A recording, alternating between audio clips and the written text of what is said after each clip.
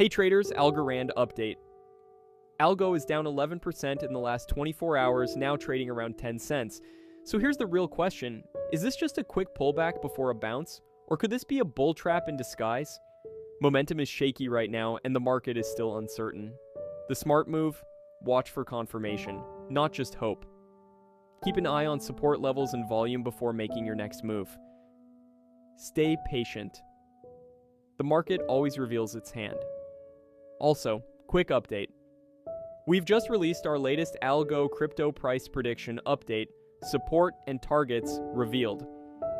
Big moves could be ahead for Algo. We've just dropped our latest analysis with key support levels and price targets you don't want to miss. If you'd like deeper insights, check out our Patreon page, link in description and comments. There's also a starter plan available for just $10 if you want to try it out. Got a specific chart you want analyzed? Feel free to DM me anytime. Happy to take requests. Catch all the details via the link below. Disclaimer, please do your own research. This content is for informational purposes only and is not financial advice.